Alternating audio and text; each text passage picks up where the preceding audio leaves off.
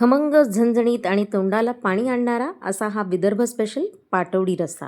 गरमागरम रस्सा मऊ पाटवडीवर ओतला जातो तेव्हा तयार होते एक अप्रतिम महाराष्ट्रीयन मेजवानी, पाटवडी रस्सा. पाटवडी रस्सा बनवण्यासाठी इथे घेतली आहे कढई. कढईत घ्यायचं आहे तेल.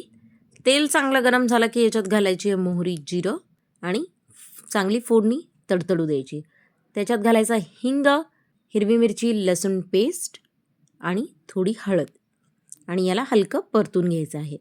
लसणाचा कच्चटपणा गेला की याच्यात घालायचं आहे पाणी. साधारण 4 कप इतकं पाणी घेतलं आहे. आता या पाण्यात घालायचं चवीप्रमाणे मीठ आणि पाणी चांगलं गरम झालं की यात घालायचं आहे बेसन. उकळी काढायची नाही आहे. उकळी काढल्याने गुठळ्या जास्ती होतात आणि त्या मोडायला मग जास्ती त्रास होतो. त्यामुळे गरम होऊन उकळी येणार इतक्यातच आपल्याला ह्याच्यात बेसन घालायचं आहे. वाफ काढून घ्यायची झाकण ठेवून एक 5 ते 7 मिनटं. हे मिश्रण छान घट्ट होतं, व्यवस्थित शिजतं.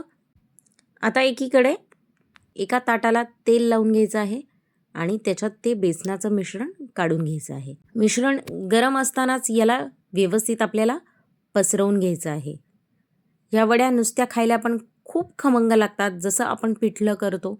हे व्यवस्थित एकसारखं पसरवून घ्यायचं आहे. हे नीट पसरवलं की याच्यावर आता घालायची आहे बारीक चिरून घेतलेली कोथिंबीर आणि सुकं खोबरं. आता या ताटाला आपण थंड होऊ देणार आहे. एकीकडे करायचं आहे वाटणाची तयारी.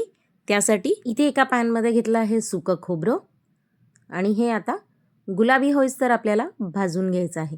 मंद आचेवर भाजायचं आहे. याच्यात घातले थोडे तीळ, थोडी खसखस, साधारण 1 चमचा तीळ, 1 छोटा चमचा इतकी खसखस घातली आहे आणि हे पण यासोबत भाजून घ्यायचं आहे. हे छान भाजून झालं आहे. हलकं थंड करून घ्यायचं आहे. हे मिश्रण थंड होईपर्यंत एकीकडे घ्यायचं आहे पॅनमध्ये तेल आणि घ्यायचा आहे कांदा. इथे 2 कांदे मी उभे चिरून घेतले आहेत. हे चांगले लाल होईस्तोवर परतायचे आहेत. वाटणाला खमंग असा फ्लेवर या परतलेल्या कांद्या आणि खोबऱ्याने येतो. हे हलकं गार करून घ्यायचं आहे आणि आता याच्यात घालायच्यात लसूण पाकळ्या आणि आलं. 7 ते 8 लसणाच्या पाकळ्या आणि 1 इंच आल्याला बारीक तुकडे करून घेतले आहेत. घ्यायचे कोथिंबीरीची देठं. हे खूप फ्लेवरफुल असतात, याने खूप छान चव येते. आणि घ्यायची ताजी कोथिंबीर. हे वाटून घेऊ. एकीकडे पुन्हा कढईमध्ये तेल घ्यायचं आहे. तेल चांगलं गरम झालं की घालायची मोहरी, जिरे आणि कढीपत्ता. फोडणी चांगली तडतडली की यात घालायची हिरवी मिरची, लसूण पेस्ट 1 चमचा.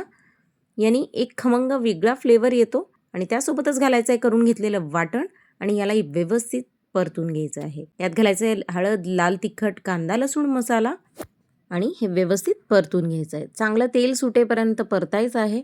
मग ह्याच्यात घालायचं आहे पाणी आणि चवीप्रमाणे मीठ आणि आता या रस्स्याला चांगली खळखळून उकळी येऊ द्यायची आहे. घालायची आहे कोथिंबीर आणि याला आता उकळी येऊ द्यायची. एकीकडे या बनवून घेतलेल्या वड्या आहेत त्याचे आपल्याला काप करून घ्यायचे आहेत. हे छान सेट झाले आहेत या वड्या. या वड्या नुसत्या खायला पण खूप छान लागतात. या वड्यांसोबत रस्सा तर छान लागतोच, पण तुम्ही याच रश्श्यासोबत मस्तपैकी भाजीची शेव पण सर्व करू शकता. जर तुम्हाला असंच मस्त खमंग आणि पारंपरिक असे पदार्थ खायचे असतील तर तुम्ही ही रेसिपी नक्कीच ट्राय करून बघा. अशाच मस्त रेसिपीजसाठी राधिकास किचन स्टोरीजला फॉलो करा.